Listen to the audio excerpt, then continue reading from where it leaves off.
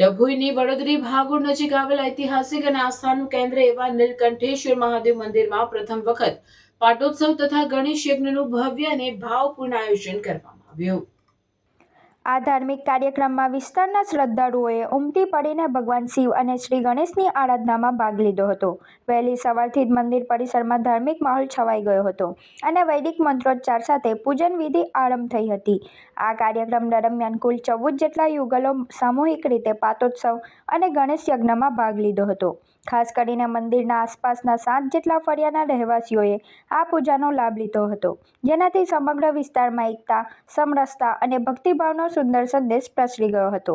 પૂજન વિધિ અનુભવી પંડિતોના માર્ગદર્શન હેઠળ સંપન્ન કરવામાં આવી હતી, જેમાં યજ્ઞ, હવન, આહુતિ, આરતી તથા શાંતિપાઠનો સમાવેશ કરવામાં આવ્યો હતો।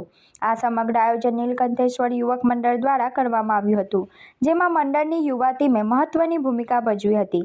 યુવાનો દ્વારા કરાયેલ આયોજન, વ્યવસ્થા અને સેવાભાવને કારણે કાર્યક્રમ સુચારુ રીતે અને શિસ્તબદ્ધ રીતે સંપન્ન થયો હતો। આ પ્રસંગે મંડળના સભ્યોએ જણાવ્યું હતું કે આવા ધાર્મિક કાર્યક્રમો દ્વારા સમાજમાં સકારાત્મક ઉર્જા, સંસ્કાર અને પરંપરાનો સંરક્ષણ થાય છે। ધાર્મિક કાર્યક્રમના અંતે ભક્તો માટે ભંડારાનું પણ આયોજન કરવામાં આવ્યું હતું, જેમાં મોટી સંખ્યામાં શ્રદ્ધાળુઓએ પ્રસાદ લીધો હતો। સમગ્ર કાર્યક્રમ ભક્તિ, આનંદ અને શાંતિના માહોલમાં સંપન્ન થયો હતો અને ભક્તોએ આવા વધુ કાર્યક્રમો નિયમિત રીતે યોજવાની માંગ વ્યક્ત કરી હતી। વિજેતા થયેલ ઉમેદવારો દ્વારા અને ખેડૂત હિતરક્ષક સમિતિ દ્વારા તાલુકાના ખેડૂત મત વિભાગના મતદારો ખૂબ મોટી સંખ્યામાં આવેલ હતા। જે મતદારોનો ખેડૂત હિતરક્ષક સમિતિ દ્વારા ઋણ સ્વીકાર કાર્યક્રમ રાખવામાં આવેલ હતો। ઋણ સ્વીકાર તો ખરેખર ત્યારે થશે જ્યારે તાલુકાના ખેડૂતોને પૂરેપૂરી સવલતો મળતી થશે, ત્યારે ઋણ સ્વીકાર અમે કર્યો કહેવાય, આવું અમારી ખેડૂત હિતરક્ષક સમિતિનું માનવું છે।